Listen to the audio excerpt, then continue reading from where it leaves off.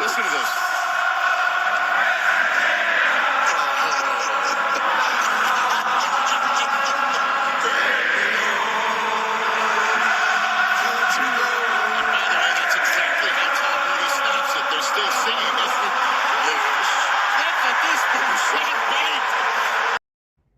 Even the Buccaneers liked that. Notice how that play went off flawlessly right there. Hey, everybody, Buck Wild back Saturday night, 9 o'clock. How are you? With me, as always, is the Coach Slick from the UK. How you doing?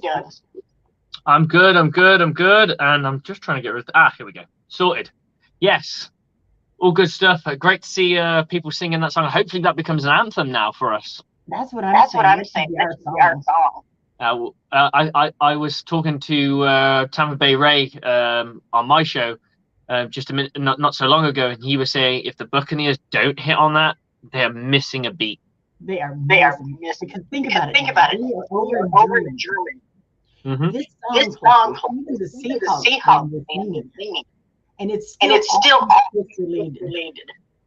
I think with these like kind of international games, it's almost like Football Fans United, because it's a weird thing. Like I can be brutally honest with you as a Buccaneers fan.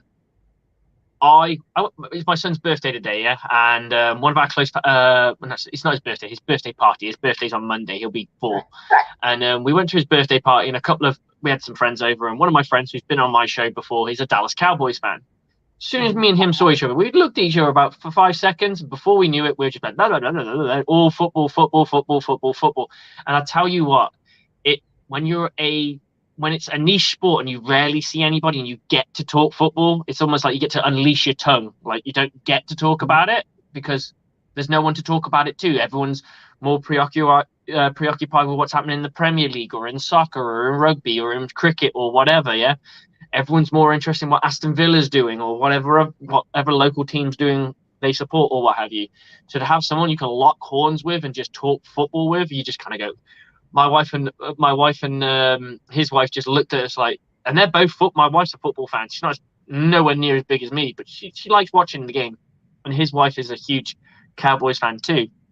And you can see them just looking at them two again. Just reeling into conversation about fantasy, about football, about this team, that team, who's going to make it, and that kind of stuff. It's a general like kind of chit chat, and I think with these like kind of international games, it's almost like a united family of we're just football fans right now. Yeah, you know, and that I think that's the beauty of it. Sometimes you got to remember we're just football fans.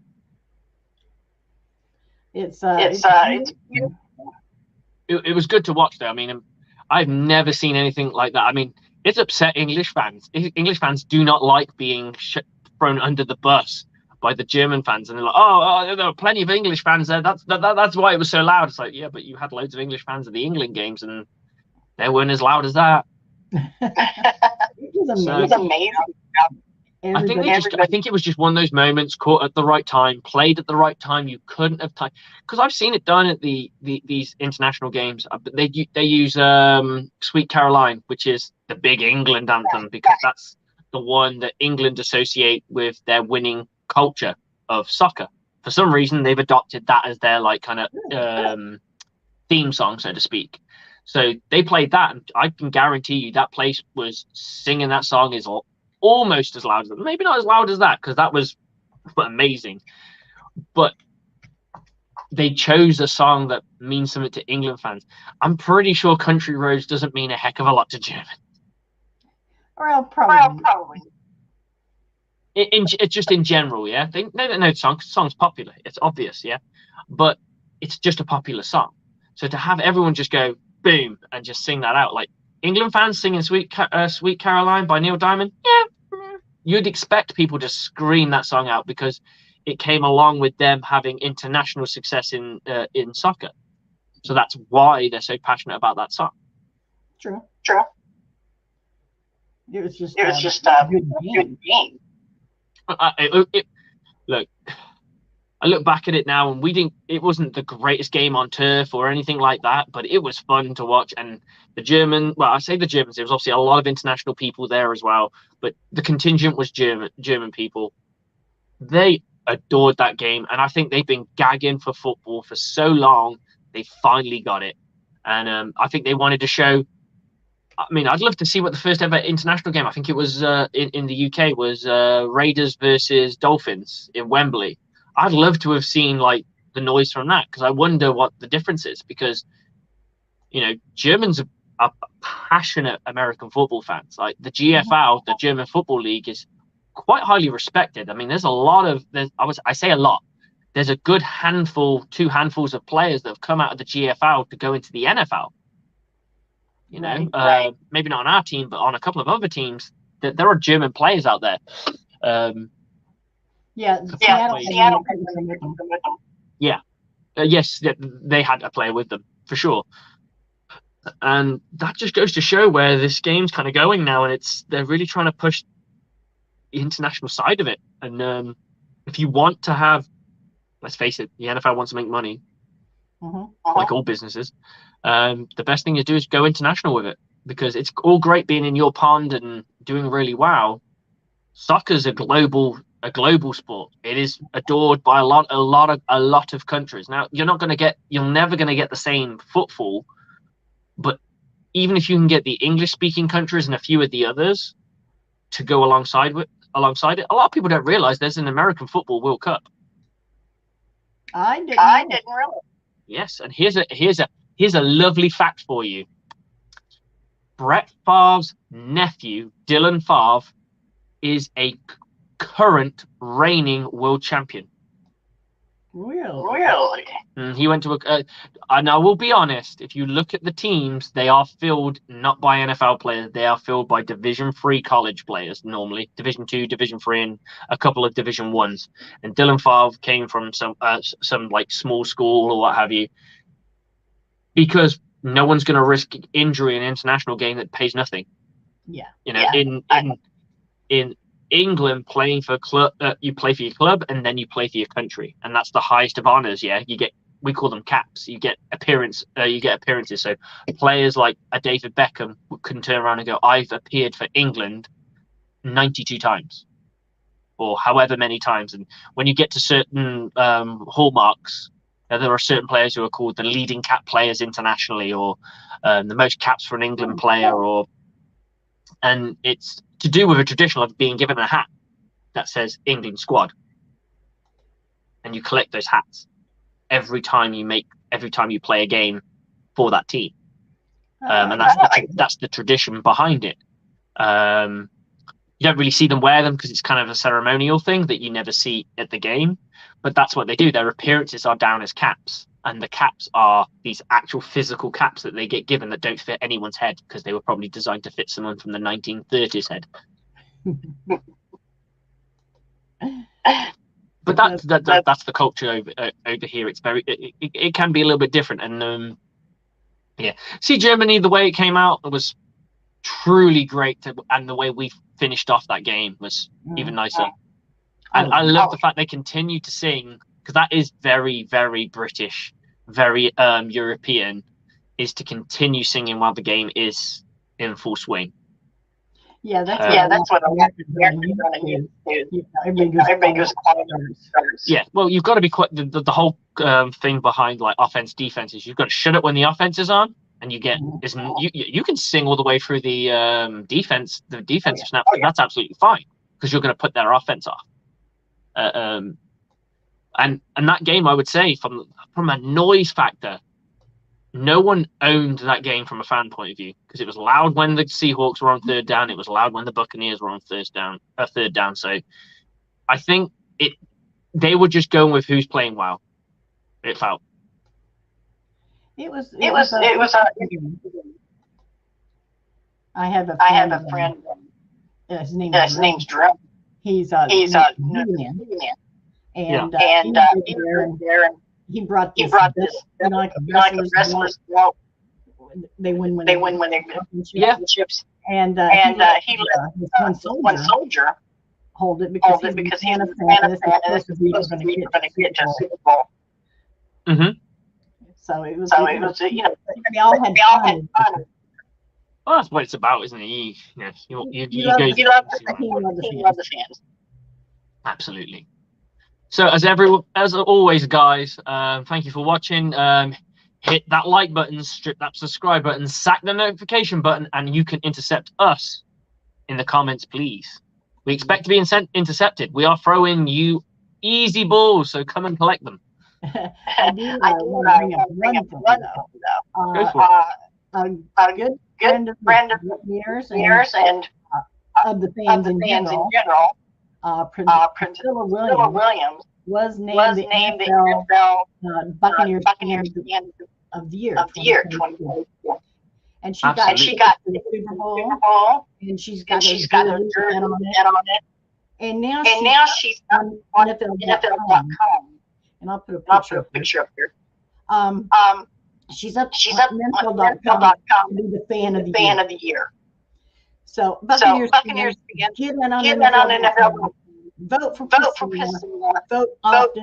As many times as you can. I can already stream this thunder. Just go vote for the shirts that she dresses like this. Single game. She comes up here to butt ass, and she is dressed like that. She is a true thing. Awesome. And guys, you got to vote for our people, because our people put us on the map. They keep us there. You know, we've had Big Nasty up there before. He's been in the Ford Hall of Fame, so he's been voted twice, I believe, to the Hall of Fame, and he's going to hang up his mantle. Let someone like a Priscilla Williams take that mantle from him and keep working with it. And I'm sure she does a lot for the community too. So she's with the what? I know she hangs with a lot, and she's friends with all. Absolutely. So guys, please vote for her. Let's get our name on the map. We're the best fans. We have the best fans. Yep. And we are and then we're going to be the best team, and we have to be the best team. And we do all that, tick, tick, tick, tick. Eventually, hopefully the championships follow too. That's right. The support we have right now is second to none. And we can talk about Brady fans. We can talk about these ex-Patriots. It doesn't matter. We know what we got, and what we have got is pretty darn special. We have supporters overseas. I know every team does, but we have a big following overseas. We are named, currently right now, we are named Germany's team. That's a fact. Cool. Us and Kansas City are named. I don't know why Kansas City. Us and Kansas City are have been designated Germany's team. And I'm telling you right now, there is no better country, and I'm from England, so I'm saying this. I'm also half German, so it works out for me. There's no better place to be an ambassador for than Germany, because Germany is super passionate about their football. They have been begging for this game, and they got to have the GOAT on game one. That's pretty darn special. Yeah. We saw him being Tom Brady being handed lederhosen, and did you see the beers that they were drinking? They look like jugs. Yeah, they do. They look like jugs. Well, it's just Tom Brady. Mm-hmm. Back. Well, let's talk about this game, because we haven't had a chance to really talk about the game as much. I said with my positives. Let's go with our positives on this one. Okay. What's your biggest? Give me your positives. They threw the ball. I mean, we've been throwing the ball a lot. We just haven't thrown it with no success. They threw it. Caught focused. And I don't know what this had to do with it, but they could have all come together for Devin. I don't know what the captain is, but they all came together for a goal. Yeah, I mean, I'd say this was probably the closest we've seen this Buccaneer football team this year being the most complete it's been, since Dallas. Because you take away the Dallas game, we've been okay against some teams. We had the major defensive standout from when we played against New Orleans. We've run the football effectively, and we passed the ball okay, and we had good defense against Dallas. And that kind of felt like we made a step forward. Now, there was talk about Tom Brady. He called out his team about not being dialed in and what have you. Then we had the thing about Devin White, but that can only do it for Devin.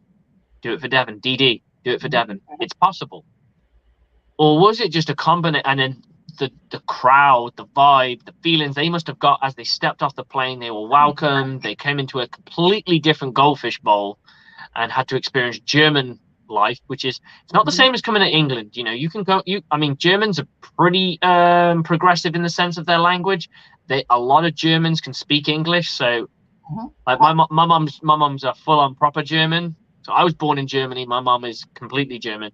And then she always used to say to me, why can't you always see German athletes speaking English? You never see anyone else speaking German. And I was like, well, there's a reason for that, Mom. And I was like, that, you know, no one else speaks German but Germans. And she was like, yeah, but it's a mark of respect. I was like, I get you, but I get that. But it's, what I'm saying is Germans have embraced the English language too, so therefore it's not completely out of the world for them. And so they're going into these games. They have a lot of vibe. They got a lot of positivity, a lot of vibe around it. That place looked like it was bouncing. Did you see the pre-game stuff that they were doing with Michael Stott? Apparently, Michael Stott was hammered drunk in Germany, I was told. Who? Literally drinking shots of rum and stuff like that with the fans. He was having the time of his life. Rondé Barber was running around too. They were the main two ambassadors. Jason Light in the beer kellers, drinking beers with people. I didn't see that. Oh, I've got a couple of friends who got pictures with Jason Light in the beer keller. Wow. Like I said, most of the people I know got a picture with Rondé. Yeah, I'm jealous of that because Rondé's like kind of my hero. I'm kind of kicking my own ass for not going now. I was offered tickets last second, and tickets weren't expensive. It was the rest of it. Yeah, it was the hotel and the transfers, and the flight was probably coming close to $500, and that's not including anything to eat. So Jason said hello. Jason. Fred Moore said, if you see NFC, you're going to the Super Bowl. Fred, stop it. You're going to curse us. You're going to curse us. You're going to curse us. Stop. Fred always says, you know. Yeah, I know. But beer steins up there. Yeah. He's got the steins out. Hopefully he's having a good beer. Hey, I know I am, and it is German. It's always German. Yeah. I tell you what, they did a good job of stopping Geno Smith.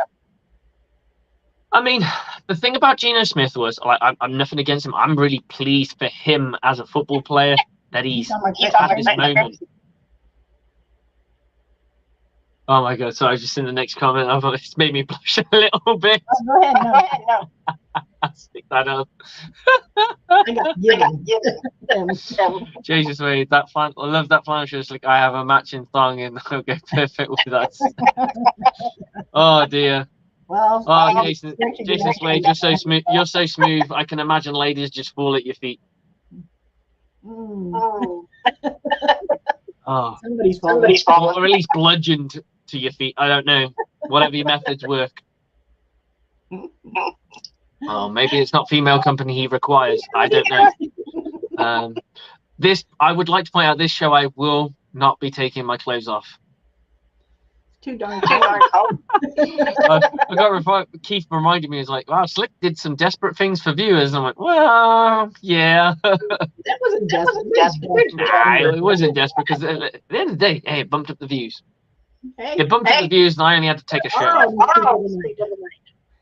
Trust me, there's rugby fields and American football changing rooms up and down the field who've seen a lot worse. Oh yeah. For sure. They've seen some sights. There's probably some fields I've had to strip down on at some point. Just in sight, so there's not. And in my younger days, probably everyone's seen everything at some point, so it doesn't really count. That's what I tell myself anyway. No game this week, unfortunately. I know. But hopefully we get to see 3 teams choke. I'm counting. Hopefully we get to see 3 teams choke. That's what we need. 3 teams choke. The Buccaneers can have a 2-game winning, have a 2-game pushing. Who's playing who? I can have a look. I'm going. Okay, I'll let you do it then. Okay. You're on it. She's on it like a car bonnet. On it. Let's keep it playing the Bears. Hmm. Panthers are playing at the Ravens. They're going to lose that game. And the Rams are playing at Saints. without. That's probably the game we want to be lost the most. No, I say that. We want the Falcons to lose the most because they're the ones that are closest to us. Right. So obviously, and I'd say secondary, we probably want the Saints to lose. Yeah. But the Panthers are beating us. That's why we want them all. Only get them out. Well, we can be the quarterback. Who? Is it true that they signed Cam Newton? I read. I think maybe I was drunk. No, I saw this. I think it was parody. All right. I read somewhere that the Saints were either looking or were going to sign Cam Newton, and I was like, ooh. Well as he did for the Panthers last year. It's not that. It's more the case of like I think he can do more with what they're geared to do because of how he's kind of a gadget player himself, and then he's got another gadget player, and then he's got a scat back, and I think he could actually suit the Saints offense actually decently for them. But it'll be very gimmicky. That's the problem. They'll have games where they'll really show up, and they'll have games where they just fall apart. Like our stupid gadget plays. Shall we talk about that? Should we talk about the Leonard Fournette direct snap, throw it to Tom Brady when it was not on? Yeah. I understand that. Look, how do you not tell? Look, this is my problem with the play. I got two problems with it. First, number one is you've got to turn around to Leonard and say, Len, the moment you see anyone go near Tom, because he was wide open last play and it was on. If you see anyone even breathing in his area, just direct snap and run forward. All right, cool. And anybody else on that play, you see it, cool, alert. And all he's going to do is take the ball, he'll get the direct snap and he'll run forward and we'll pick up whatever and we'll burn it down and we'll pick up what we pick up. Right. And that's fine. Now, secondly, what's the position that everybody wants to play? Quarterback. Yeah. So do you think someone like Lenny Fournette is going to go, oh, I get an opportunity to throw the football? Do you think he's really going to do it properly? Do you think he's just not like a giddy little child right now going, ooh, I get to throw a football. I can throw a touchdown. And I can throw a touchdown at Tom Brady. It was probably the worst decision in football, in my opinion. There's obviously worse decisions than that, but it felt like the worst decision in football to me. Team. Gimmick plays either go really well or they do the complete and utter opposite. And I get no risk it, no biscuit, but this is a lot of risk it and a morsel of a biscuit. There wasn't flour in the sea. I mean, Teresa, it was doomed the moment you saw that play lined up. And I'm, what's he doing? And they're like, because it even took the announcers off guard. They're like, that was a direct snap to Leonard Fournette. Oh, okay. But Tom Brady was wide open, and then the second time they saw it. But a team will get wise to it, and that's why you have to have something else. How? Just burn a freaking timeout before you can snap the ball. Yeah. It's just like, oh my god, do what you did that got you there in the first place. Because what got you there in the first place was freaking working. Why would you go against that? Trick plays are for when you're so far in front, you're going to try something to see if it comes off. Or you're so far behind, you don't care if it goes wrong because you're like, let's try freaking something. It's not something you do if you want to put a team away. Unless you're in college. No. I'm not a big fan of that. Unless you got some players in the back. I wasn't a fan of it from the look. I see that Tom Brady Tom Brady was wide open. Even if he's wide open, I still don't like it because I've seen him catch balls. Mm-hmm. I've seen it when they tried to do their version of the Philly special. I'm like, this just reminds me of that. And I respect Tom Brady for turning around and saying that guy would have been mossed.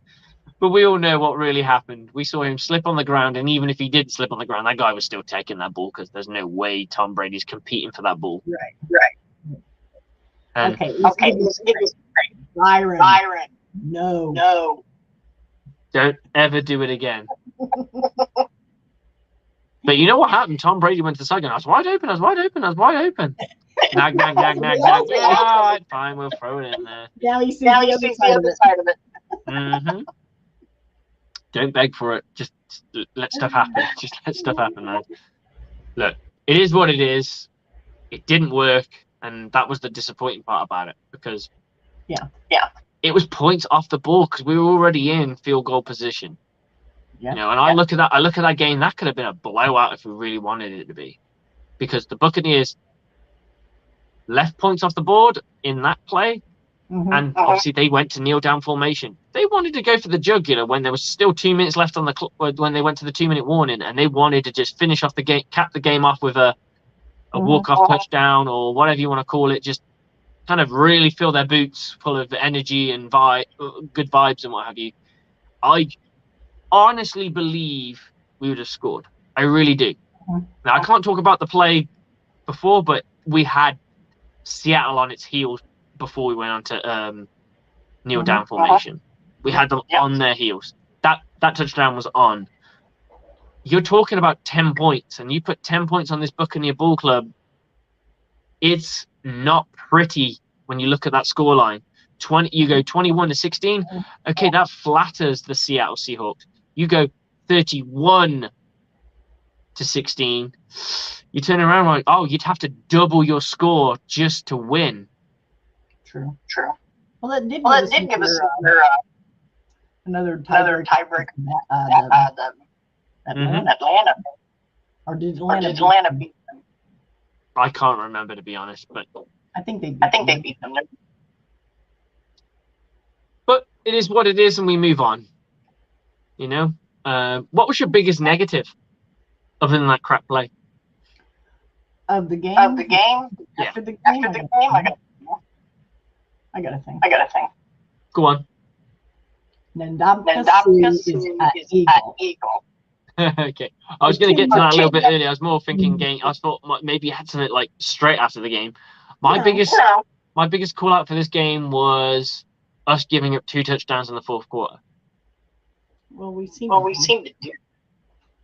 True, but that's not the point. The point is that and the only thing I can say about it, and this is the silver lining on this, is we continue to score. They scored and then we scored, so it kind of kept the ante down. But I didn't like the fact we gave up 2 scores in one quarter. But if you're going to give up scores when you're a good 14 points ahead, it's not the worst place to do it in the fourth. It's worse to do it anywhere else. So it's just made breathing room a little bit more scarce. It made it a little bit less comfortable, and I think it allowed Seattle fans to relax a little bit more. Yeah. And really, I think, if I'm honest, if we would have cut that drive off either with that drive with the stupid gimmicky play, with a field goal or a touchdown, I think that might have been an all she wrote moment. Yeah. Because it's like, okay, if that's a touchdown, it's over. Like, I don't even think they can score again because it's just pure momentum is completely taken away from them. And I don't think they got their scores because they were more talented than us. I don't think they got their scores. We just we have our corners play really off. And they play so far off. And I said this in my show. When you're completely off and you're at, let's say it's 3rd and 10. So you're camped on the down marker, right? Your eyes, we call it reading a triangle. So your eye is flipping from receiver to quarterback, receiver to quarterback, receiver to quarterback. Unless it's pure man, and then you're just looking at your guy. Let's say it's man, for the sake of argument, because it's easier. It's easier to explain. You got a DK Metcalf sprinting right in front of you. What's your first thing you think he's going to do? He's going to go deep. So what do? you hit it as hard as you can because you're standing still and he's full sprint. So you hit your speed as hard as you can. Because let's face it, DK Metcalf isn't slow. He never has been. No, never. So you're going to hit your speed. What does he do? He doesn't have to flip his hips. He just turns it into a corner route, catches it, runs it to the sideline. Why? Because you played off.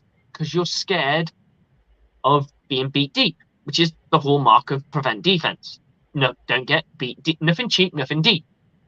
But you gave up the cheap play because you ran away from, you created the separation because you're scared of being beaten deep because you've got a viable deep threat, yeah? And then all he has to do is turn outside and he can catch the ball and run it to the side. Sammy sideline's going to save his ass because guess what? Stops the clock. And he doesn't get licked. So great. So he gets to live another down. Absolutely. He can go in and do it again. And this is why I don't like playing off myself personally. I'd rather play at 6. Always play 2 yards shallow to the down marker at bare minimum. Because that way you've got a couple of read steps to read, you're in motion, you're not gonna sell out for one way or the other. Because if someone is talented as a DK Metcalf or a Tyler Lockett, who is a viable good receiver, they'll be able to change direction very quickly. It's going to be harder for you sprinting downfield to come back down. That's the whole point, and that's why I'm not a fan of camping on the and it doesn't suit us because every time they do it, we get caught out for it. Unless they play shallow and they throw it into the flats or what have you, and we can come down and play the ball, then that's fine. But when we do that whole, they run hard at us and then they hit the angle. Our biggest weakness, I would say, on defensive against the pass is when people attack the sidelines. When they go deep on us, it doesn't I'd say we're decent. We're pretty darn solid. But when teams attack the sidelines, it's almost like we give it up. Yeah. We give up real estate. And as an offense, we don't expose the sidelines. We want to catch everything right downfield. Exactly. I've always you're not going more towards the sidelines. You know? Well, we did in the drive when we played against the Rams, and I tell you what, Scotty Miller turned up a second time. Yep. I mean, he's not getting major yards, but it's something to add to his resume as saying I can do more, and that's what I'm seeing from him. I'm seeing I can do more. He can run the same route combination as Mike Evans, even at his shorter stature, because he commands the same kind of respect. Because he's so fast, he's always going to have somebody go, I can't get beat deep by this guy. So he can play short stuff really easy. Same as Mike Evans. Mike Evans he can kind of get forgotten about and can sneak through the cracks. Because he's not particularly fast. He's got solid speed, but he's one of those people that no one sees as a deep threat, even though most of his yards he catches are just screaming jump balls where he snags the ball and brings it back down. For some reason, no one sees it. It's almost like they don't see him as a deep threat, even though he is probably the biggest deep threat we got, or one of. One of them. Yeah, and I think they can do the same with they can do the same with him too. Look, and I've seen from little Scotty Miller, his route running's got better and better this season. I can see why they kept him around. And as I said when the season first started, Scotty Miller's kept around because Tom Brady wants him. It's got nothing to do with what happened in preseason. Everyone was like, oh, but in preseason he was trash. He was absolutely abysmal in preseason. And Tyler Johnson was way better. But who was throwing the passes? Blaine Gabbert and Kyle Trask, not Tom Brady. When Tom Brady comes to town, he'll go, I like that guy, I like that guy, I like that guy, I like that guy, that guy. Oh, you picked 6 wide receivers. Yeah, they're the guys I want. Everyone else can go to practice squad. And we see everyone went, oh, remember when Tyler Johnson got picked up? And went, oh, someone's picked up Tyler Johnson. The Texans have picked up Tyler Johnson. And what did he do for the Texans? Big fat nothing. Remember when OJ Howard was making all these plays for the Texans too? He hasn't done much since, though, has he? Nope. I wasn't sorry. I think the new PE that we have. Sorry? The new tight end. Oh, K. Dotton. Yeah, he looks special. He has a bit of Gronk about him. I don't like the baby Gronk analogy because I think it's a bit too much pressure already. But just like your sister just said, art needs to be used more also. Absolutely. And in that drive against the, I was talking with AJ Turnip, who does the aftermath with me. And we both said going into the pre-game show that we did that the Buccaneers need to count on a player or two that no one's expecting to shine, and someone like K. Dotton, no one's expecting him to get the ball because none of the play calls have been designed for him yet. Right.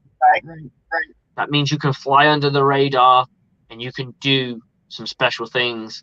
And he has done. He finally got himself a touchdown, and he's emerging more and more. I think he's, as a 4th round pick, I think he's playing way above. I think he's playing closer to a 3rd round. You could argue maybe a 2nd at this rate. I don't know what I'd like to see the rookie tight end stats. I've not seen them, but I'd like to see them. Just to see where they're at. Because there's going to be some guys who fly and there's some guys who don't. I'd like to see where he stacks up. Me too. But he's looking really good right now, and Buccaneers have got themselves a special player. And we were talking about this earlier, and you said the thing that bothered you the most, say it isn't Sue. I am. I'm not signing Sue. Look, the thing about the whole signing Sue thing that bothers me is I don't know this, and maybe you might know. I heard they signed him for $2.5 million. Yeah. Right. That's money that the Buccaneers have. I know. Is this a prize thing? Besides, he's a giant. Is he? Did he upset somebody? I don't know. Unless they looked at the Absolutely, Pamela White. No one has any tape on him, and when you have guys that no one has tape on, and they're talented, it's the Scotty Miller during the Super Bowl season.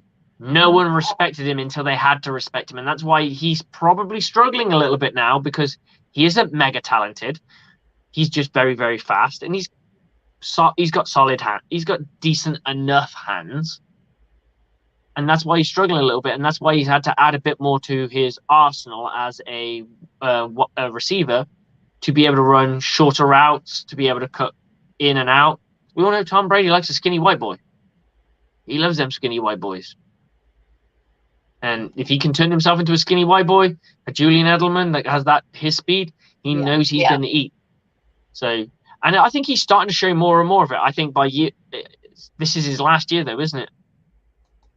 Yeah, this is his last year. So he's got to show something being worth re-signed, or go under the radar so much that nobody wants to re-sign him, and then the Buccaneers can sign him for not a lot. Cheap. Team-friendly deal. Next week's games. We have to go into Cleveland. We're going to Cleveland, yeah? Is it going to be Snowmageddon? I hope so. Because it might throw us into a neutral site. Yeah, okay. I'll take a neutral site. I'll take a neutral site. Let's see. Because both teams got to travel. Titans are home. Go there. The Saints are Tampa. We could go there. Yeah, I mean, you just got to look at who's away. And the Falcons are coming in DC. Bring it. Home away from home, yeah? Home away from home. I got some nuts. Here we go. Fred Moore's got a good thing. We're good. NFC is trash. Who scares you? I don't think anyone really scares us, but I think the thing I'll tell you what. Who scares me? The Bucs. Because I don't know which Bucs I'm going to get. until the Bucs can show me they can be consistent again. Hey, if it was the Buccaneers from last season, I'm already thinking of Super Bowls. The way the NFC is stacked up right now, realistically, our biggest obstacle would be the Eagles. After that, Minnesota Vikings, and after that, nobody. You don't think San Francisco? San Francisco's got the same record as us, and they don't have the quarterback that we have. All you got to be able to do with San Francisco is match them blow for blow physical stuff. If we went into the playoffs and we're going against them and we had someone like, I don't know, maybe a Ryan Jensen come back. I feel we can boss that game. Yeah. The Eagles are probably the biggest rival because they haven't lost very much. But hey, the Eagles could be the next. Remember when the Pittsburgh Steelers went on an 11 game route and then all of a sudden scraped into the playoffs? Yeah. I'm not saying that's going to happen, but it could. You never know. You never know. They lost to a team that they shouldn't have lost to. It was a division rival, so that does tend to happen on occasion. So I do have a Thursday games. We've got the Bills. Do the Bills choose Detroit? Sorry, say that again. Do the Bills just? They had to go there now for their game. This week. Yes. I think they should stay. Yeah, probably. I mean, one of the things we talked about when the Bucs went to Germany, it's like, when would you want to go to Germany? Do you want to go to Germany straight off as soon as the game in the Rams is done, and you go and like pretty much Tuesday morning, say goodbye to your family, and we're off? Mm-hmm. They went on a Wednesday. I believe they went on a Wednesday, arrived on a Thursday. Right. Because of time difference and things like that. So, yeah, it's interesting because I said the first thing I do is say, take them on the road straight away. Just the more they can acclimatize. But hey, the whole thing with these NFL games, it almost feels like there's a formula to winning them. Jags kind of felt like they had it for a while because they were doing well in England for a while. But that could be fan base. It could be a lot of different stuff. But I mean, I remember watching them absolutely trash the Ravens when they had that whole Saxonville going on. And a big shout out to the Jacksonville Jaguars. They found 149 rodent drop-ins in their stadium and 2 dead rodents. Not somewhere you want to go and eat, guys. Don't eat if you're ever in, I don't know, is it Everbank Stadium? I can't remember what their stadium's called. If you're in Duval County, don't eat the food. Just drink the water. Yeah. Good. Well, don't eat food. Just drink beer and survive. Yeah, there you go. The grain's hot. If worse comes to worse, go for a swim. Giants versus Cowboys. Do you want to do picks? Yeah, let's do some. All right. Have you got the schedule up? I do. We got Bills and Lions. Thursday night 12 game. Who you got? I have got the Bills. Yeah, I mean, I like the Lions. I like the Lions, but if you're gonna look, this team needs to snap a losing streak. So, who's better to do it against? Right. It's gonna be difficult for the Lions to continue, and they may be they may have got one, but that Bills team is too talented. I think so. Too. I just don't think they're gonna fall apart. 4:30. We have the Giants and the Cowboys. And the Jags. Giants 2 and Cowboys 3. Okay. So The Giants are a hard one to guess because they're one of those teams on paper I don't like them, but they're winning games, so you can't really discount them. Right. I'd love to know what my picks were when I actually made them live at the time, but I can't remember, so I'll just go with what I think. I usually side with it. If I'm unsure of the teams, I always side with the home team. That's my kind of like little philosophy. Yeah. It's just easier. It's easier. It's just easier that way. And So then yeah, the- I'd probably sign with the home team on that one. The Cowboys. The Cowboys. Yeah, I think so. All right. All right. I think I want the Chiefs just because Just because the Cowboys kind of lose. lose. Mm.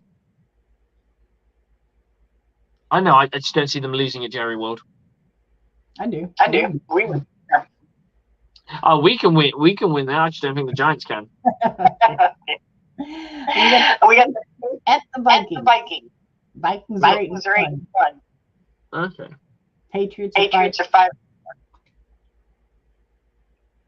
I like the Vikings. I mean, you can't go against the Vikings because at the moment they're really hot. Right. Right. They're really, really hot. So it's difficult to turn around and say, yeah, you guys can't do this. Yeah, I'll go. Then, okay. On On Sunday, Sunday, 7th, we have the Broncos versus the Panthers. At the Panthers.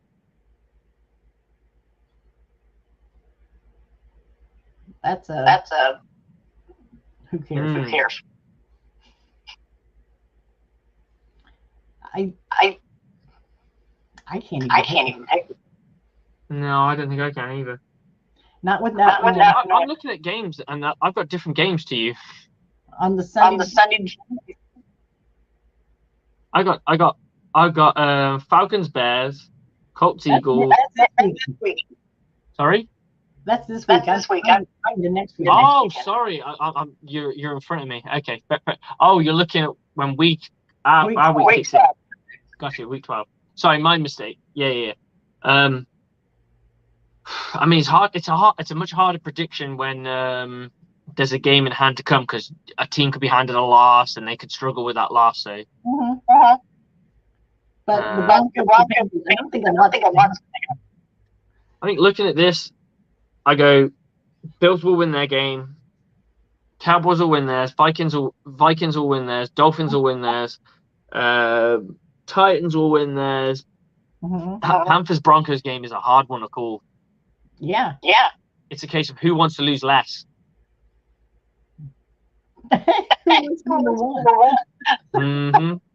Jets Bears, that's a toss up as well. To be honest, the Jets are playing better. They're playing better. I sometimes forget it's the Jets. Commanders and Falcons. I want the Commanders to win because it's the Falcons.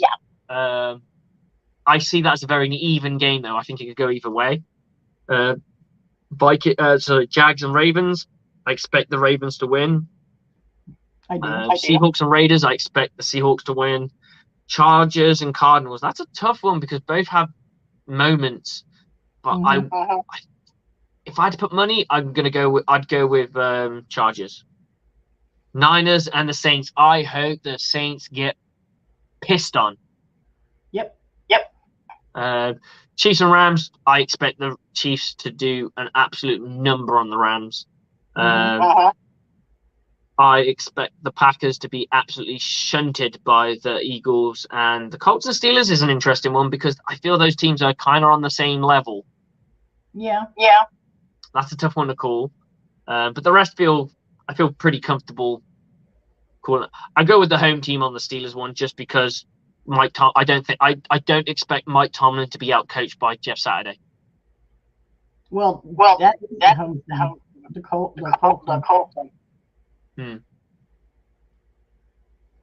Yeah, I don't see it. Coach Tomlin's too good, but hey, other people. Someone's been outcoached by Josh McDaniel at some point. So most people have been. I meant as a head coach. Oh, okay. He wins great as an offensive coordinator. He doesn't win too much as a head coach. So, and they can't get rid of him. I heard the Raiders organization so poor they can't afford to get rid of him. I can't hear no people talking, to be honest. There's a couple of times where you enunciate words and I've struggled to hear them because it sounds a little bit muffled. But other than that, you're not doubling. I'm done. I'm getting this reverb back. You did say when we were talking that you could hear something back, but to me, you're clear. Sorry, guys. You just have to deal with it. You always do You him always saying do him saying, no matter what I no do. matter what I do. You can't win all the time, can you? So here's a question for you. Is Devin White owed an apology By who? By who? For what? for what's been said about him in the media? No. No. See, here's where I differ with you. It's not because I completely disagree with you. It's because it depends on what you said. If you said he should be kicked off the team and traded and he's trash and he's scum and he's da-da-da-da-da, you owe him an apology. If you're saying that he's playing bad and he needs to get a grip, that's just criticism. That's just genuine next level standard criticism, saying his game isn't right. And anybody who watched his film can tell you that. Yeah, I'll go with you on that. If they're criticizing him and saying he needs to go, yeah. There were people talking about it, though. There were people saying that he probably, well, like the trade deadline was during that time where he was playing poorly. He had 2 games where he played particularly poorly, right? And there were people like saying we should trade him. And I was like, well, you've got to remember, when you trade players when they're playing bad, they don't tend to pick up a lot of value unless the team's like, ooh, freebie. This guy's actually quite good. And they're just getting rid of him because he's had like a couple of bad games. That could be said about any player on the team. Look, we don't know what his father was going through. And yes, we've heard that we've heard the story that it was unexpected.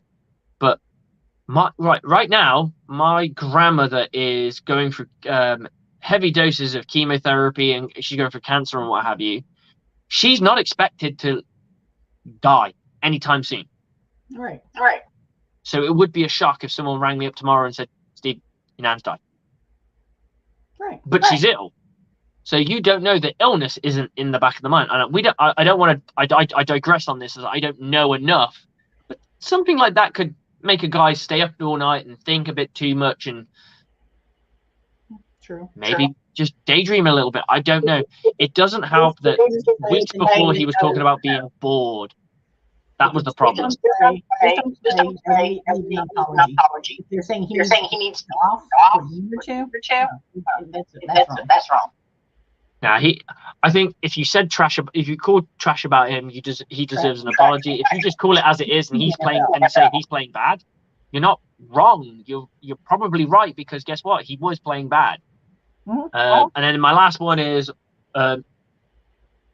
White is right, and by that I'm talking about Rashad White. Is he the right guy going forward? Just because based off one game and everyone's like, oh wow, he had that one game and we should put him in the starting spot.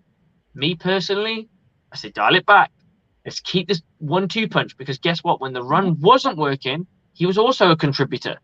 The run worked. That's why we were successful. Now, if the run continues to be successful and he's gaining success, and then when he's going in on his limited snaps and he's outplaying Lenny Fournette, then yes, that's the argument. But you don't just go, oh, this guy's had one good game, let's just throw him to the wolves and make him start every game from now. He could just go into a shell of himself. You can't do that. No. He's shown flashes of good, but he hasn't shown way zippier, isn't he? He's got something. Yeah. And we need to. We've got a legitimate thunder and lightning. That's why I liked I'm trying to remember his name now. God, it's Ronald Jones. I like Ronald Jones in the scheme because it was thunder and lightning. He was good with his speed. Now, if you put Ronald Jones on his own without Leonard Fournette, I think he would struggle. 100% struggle. He can't even make a team in his current team. But there's talent there. But we heard in his first year he didn't understand the playbook. In the second year, he still couldn't emerge. It took his third year to really get meaningful snaps. His fourth year, that was the year to go, I am the Mac Daddy, I am the dude. Because he started to overtake in that Super Bowl year. He was the guy. For most of that year, he was the guy. And then he just shrank. Came to the second year, and he shrank more and more and more, and we saw less and less of him. I don't know what went wrong. I don't know if it's a confidence thing. I heard you hear the story about when they're in the playoffs and Leonard Fournette goes, "We need you." That's Leonard Fournette, your backup, who's had to take over from you, and you're going, oh, I can't play because I'm ill. Look, I didn't go through the illness that he went through.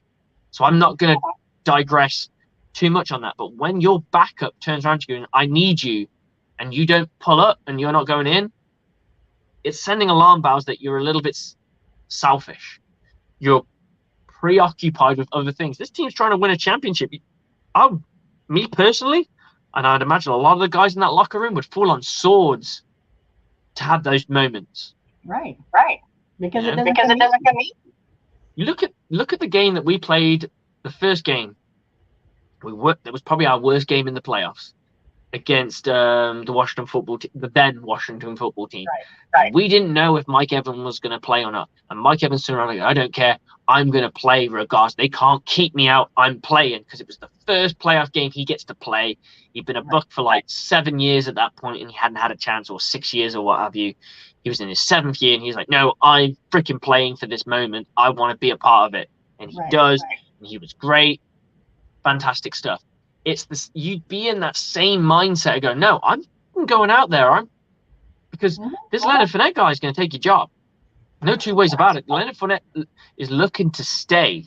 If he can stay with the GOAT, he'll stay with the GOAT. He signed a 1-year deal. He then signs a multi-year deal with us. We've now got Rashad White in the background, and Rashad White just seems a savvier, smarter. I think there was quite a few guys that signed 3-year deals. I think Lenny was one of them. I'm not entirely sure. I'd have to look it up.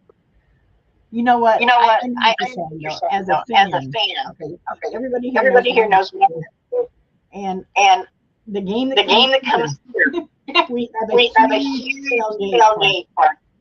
Huge. People come up from Tampa, have a good time. They can hear us inside Mercedes-Benz Stadium. I'm going. I'm going to tell my doctor on Monday. Short of you coming to my house and making a straight check or something, I'll be at that tailgate. I don't care. So yeah, I'm going to be there. Absolutely. Leonard Fournette signed a 3-year deal. Okay. So we got him for 2 more years after this. 2 more years. Right. Yep, you got Rashad White for 3 more years after, and a year after him. So that's a moment of finding out if White really is. He's got 3 years to. He's got 2.5 years to steal that job. I don't think anyone doubts Leonard Fournette. I think it's the case that, like, from effort or anything like that. I mean, I don't doubt him. I think sometimes he goes back to Jacksonville. Yeah. He was unappreciated. Yeah. I mean, but he, as a college player and a high school player, he was insanely good, like stupidly good as both. And he does not lack confidence. From what I've read about him and watched interviews with him, he does not lack an ounce of confidence. No. He's, I am the man, and I am the man, and my name's Lenny Fournette. If I'm not mistaken, he's really embracing the Buccaneer thing. As a matter of fact, Tom put out on Twitter about Priscilla Williams. He did as well as the players. So the players are the fans. And that's what we want. Great. I mean, hey, when you've got your fan base and your players interconnecting, that's always a good thing. So Excellent. It just makes things a lot smoother. So let's go on to the last topic of the night. BA's come out and said it's not Leftwich, it's Brady. How much of that do you buy? And what's your opinion on it? And BA, we know you had it. We know you had chest pains and you were rushed to hospital, and we're hearing that everything's good. We hope that everything's good. So this is not a knock on you. This is just us talking about what's been said and what have you. I'd say given his right now, he doesn't need to be making statements. I agree. I think all he's doing is casting a bad light on the team by saying stuff like that. It didn't need to be said. The team had just got rolling. We win 2 back-to-back against a team that's had our number for a few years in the Los Angeles Rams, and then we go on the road where we go on the road internationally where we've never won and win a game. this was not the time to turn around and go, oh, well, the reason we were struggling was because Brady wasn't playing good. Look, we've all got eyes in our sockets. I can honestly, hand on heart, honestly to you right now, Teresa, and say, it wasn't just Leftwich. It was a bit of Brady. It was a bit of execution. It was a bit of offensive line play. Yeah. The offense was just stagnant in general. You can't put it on one. I said to a lot of people, you can't put it on just one thing. You can't just put it on Brady. You can't just put it on Leftwich. It's a cumulative thing of everybody. The offensive line was playing poorly. Tom Brady was rushing stuff. The wide receivers was couldn't catch, and Leftwich was calling trash sometimes. You put that all together, guess what you get? A crap offense. Right. And you're right. It's a team effort. It wasn't a person effort. For sure. I'm not going to do stuff. Y'all know that. Everybody saw it. It's all over the place. Yeah. Maybe the divorce is closure. I honestly don't know, and I'm hoping to God. And I never wanted I always try to think, you got to remember, these are human beings. They're not Madden players. They don't play at a 99. They play how their mood, their feelings, their personality, how the weather, how everything's affecting them in their life can make them play differently. Just like me and you, when we turn up for work or we turn up to do things, or the time that we spend with our family, sometimes we're more engaged with our family. Sometimes we're less engaged because we've got other things in the back of our mind or what have you. And people just have to respect the fact that, yeah, sometimes it's going to happen. I don't know what Aaron Rodgers is upset about, because he doesn't like anybody. So the fact that nobody likes him and he doesn't like anybody is fine. The only person who's got to keep happy is Joe Rogan, isn't it?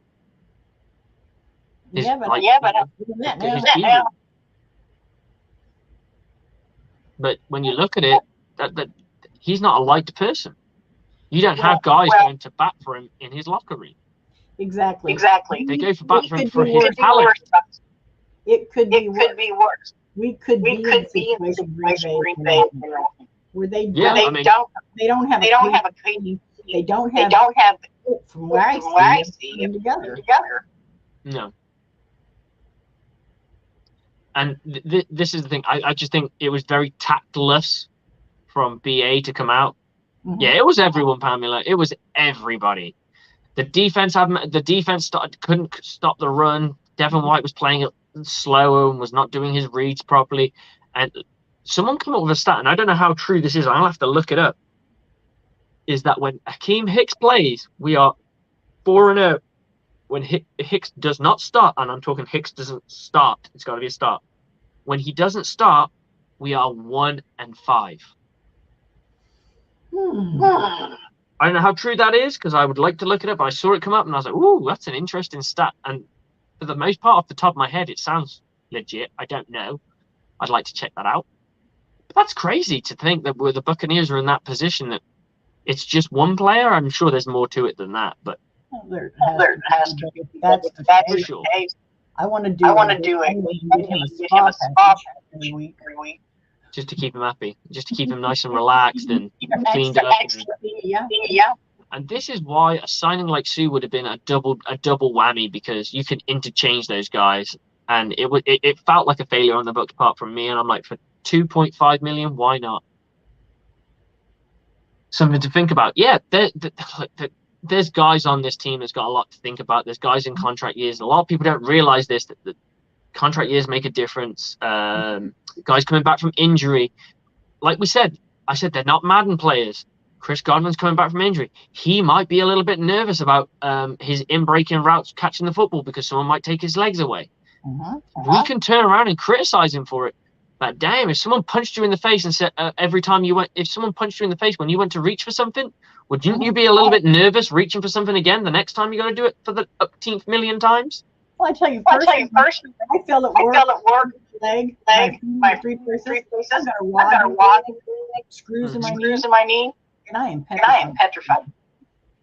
There you go. They from the person herself who's had an injury or a condition that's had to be fixed by surgery, where they've had pins or needles put in or screws put in.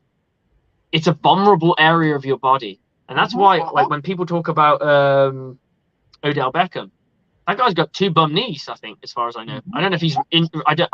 Thing is, when they tell you about the ACLs, off the top of my head, I can't remember which one he's which one he's damaged. If it's both of them or the same one twice, and it goes against you, and you just don't know what you're going to get. And that's why I'm not sold on him at all. And I don't think the Buccaneers need him. I think the whole goal was to try and get Julio Jones healthy enough that you could use him sparingly here and there and sprinkle him in.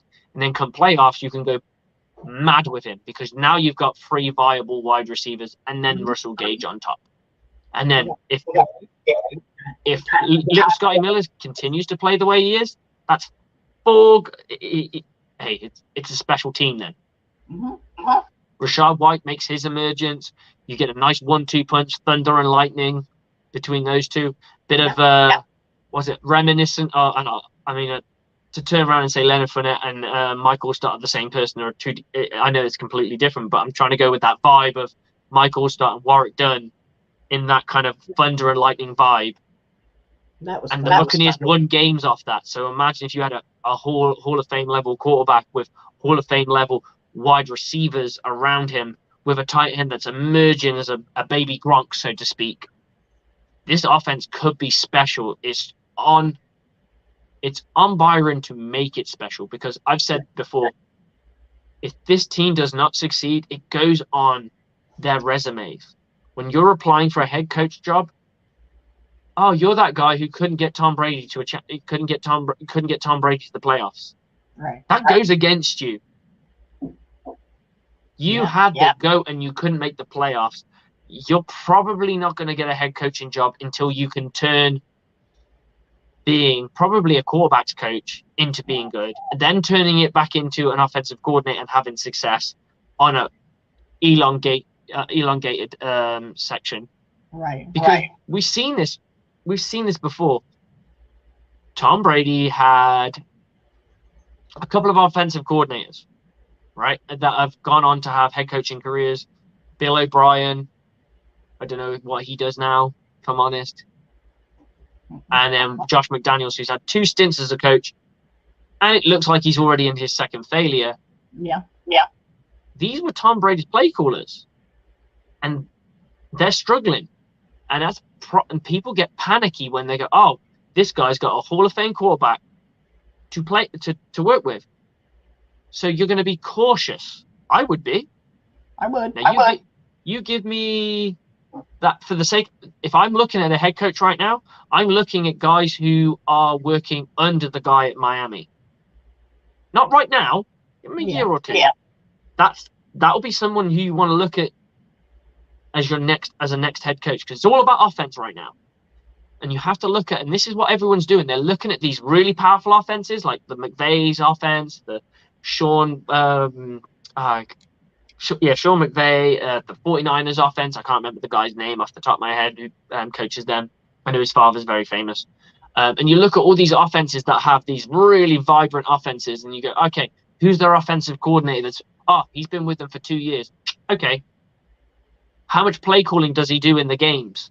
A lot. Okay. This guy could be our head coach. That's how you work it. Yeah. It's the same on the other side of the ball.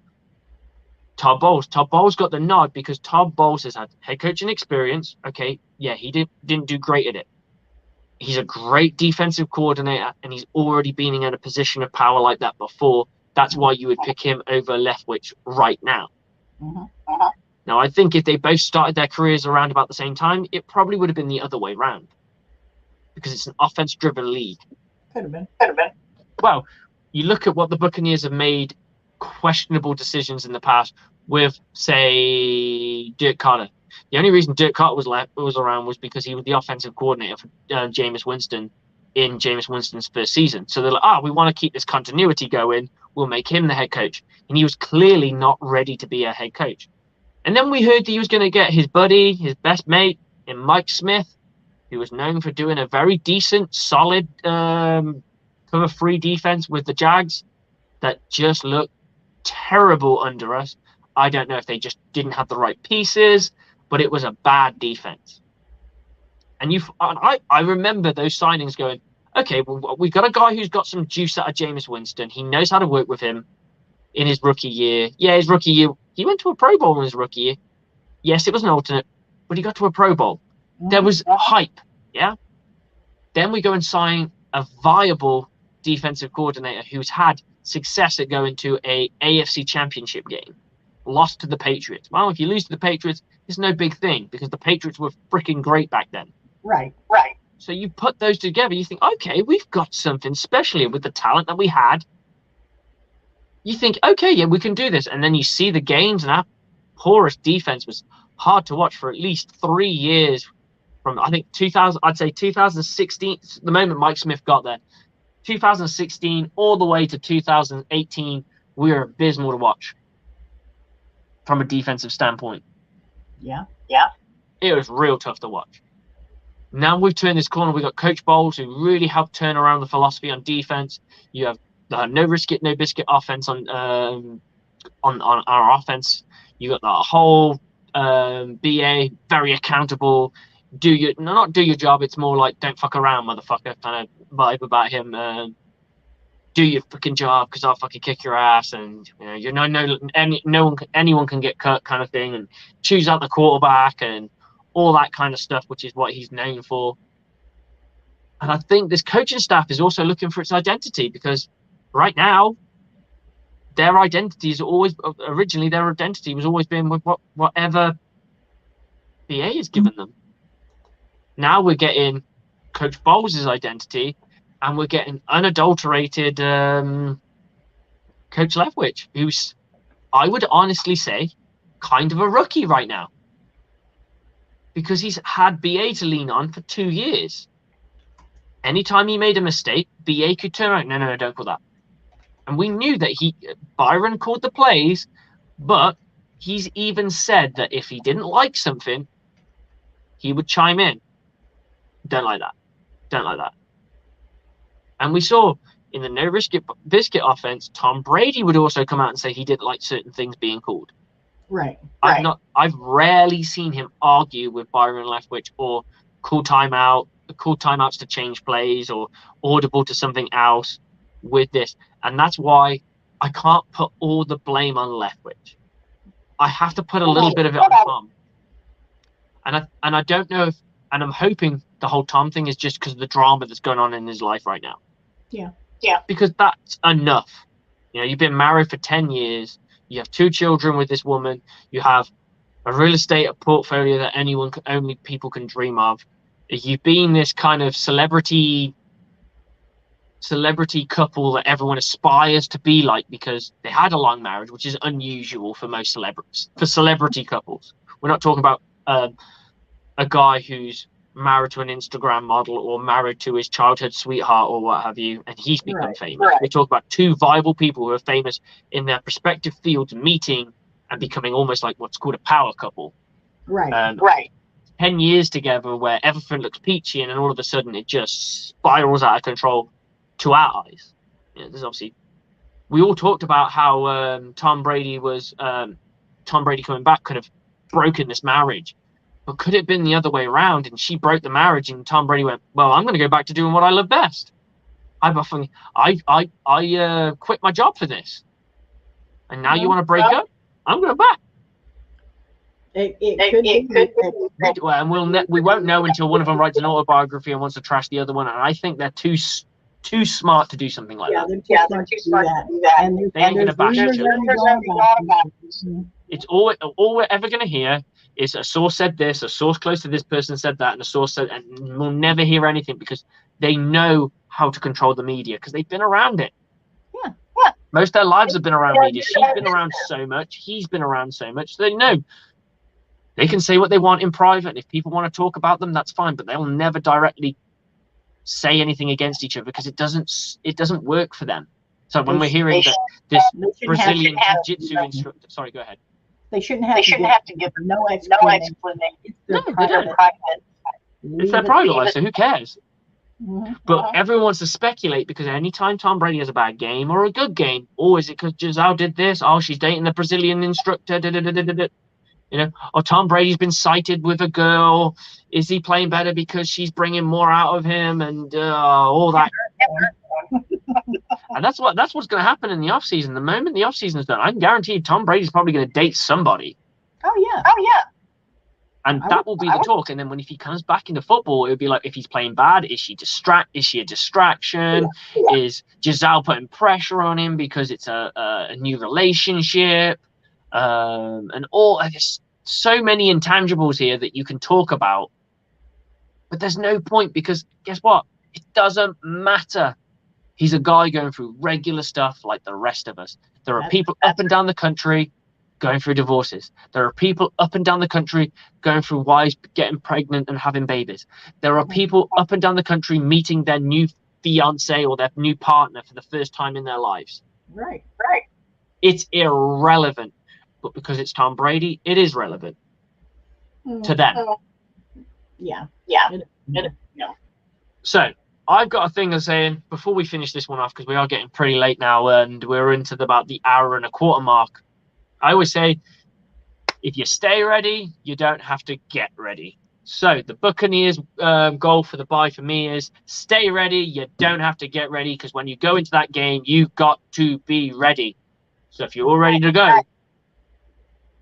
That's right. It's the Browns. Be ready for the Browns. Browns can be. We traveling to them, or are they coming to us? We're traveling to them. Yeah, I thought so, because we went two home games. So I guess as much. Well, No Deshaun. Do you know Deshaun Watson? Now here's a question I didn't know. Deshaun not for this. No.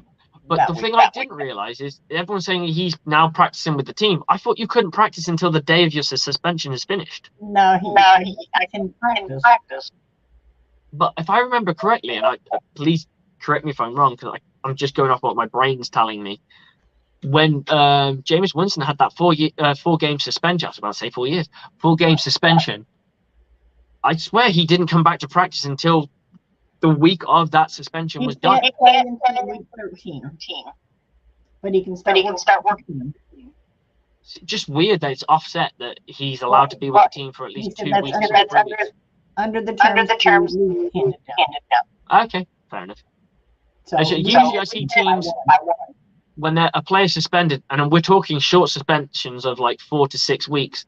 On the 6th week, that's when they start practicing to get ready for week 6 game. So it'd be like week 5 is just finished. He's now back at practice. In this case, he's allowed to go to practice almost 3 weeks before the game. Seems a little bit odd. Almost works in his favor a little bit, because he can now get into shape. He can now, but then at the same time, you got to look at the Cleveland Browns and say, wow, if they're giving all these snaps to a guy that's not going to play for them for 3 weeks, I'm going through divorce and I've never been happier. Go Tom. I hope I don't go through divorce. I hope my wife doesn't want to get rid of me. Nah. I'm too damn charming. I got to stay with that. That's it. Don't forget, everybody. I know that I bring it up every show. When they do come to play in Atlanta, big huge tailgate party. You can go out on my Facebook site and see the information. I have it right here. But it's $35 before you go into the stadium. There you go, guys. And we are loud. Represent. Go out there, have some fun, enjoy the tailgate. You going? I'm gonna be there. There you go. I want to see pictures of you. I want to see pictures of you enjoying yourself. I want to see pictures of you getting around there and having a good time. I always have a good time. That's good. Are you going to be going with your sister as well?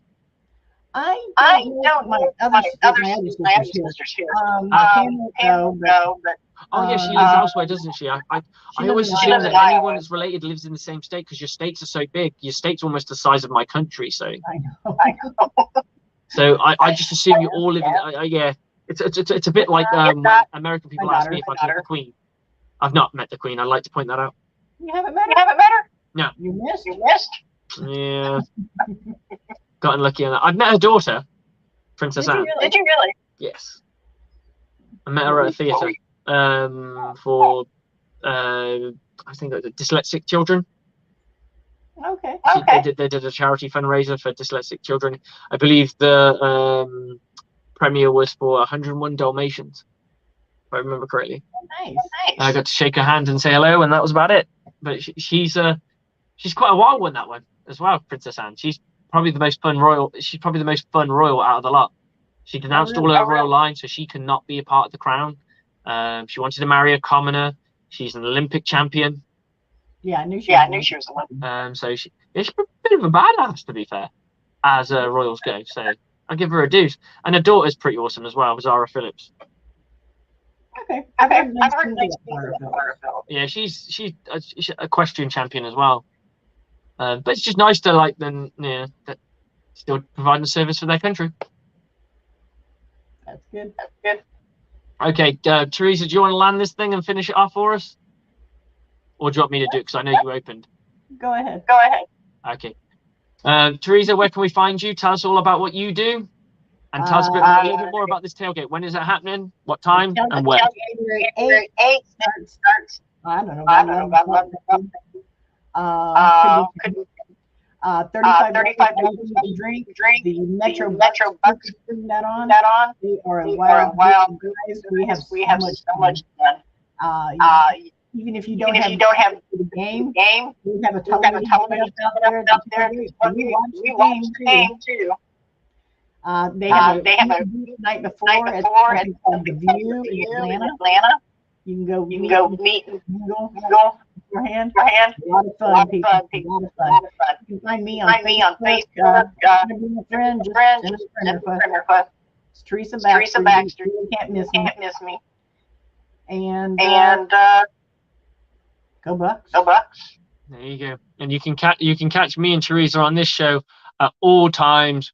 We're here every Saturday from 9 p.m. Guys, it's been real. Thank you very much. I'm on second show number 2, and I don't have the aftermath show this week, so I get to relax a little bit more. Guys, always a pleasure, never a chore. You can catch me on the social media content I do as Coach Slick. You can catch me on social. I do also run the Bucs Report Instagram and Tumblr, and I also do my own stuff as well. They're all interconnected, to be honest. So just keep following Bucs Report stuff, and you'll find me. I'm around everywhere. Guys, it's been real. Much appreciated for everyone coming on in the comments. The 5 viewers I can see that are viewing right now. Guys, go Bucs. Bucs on me. Bucs on free.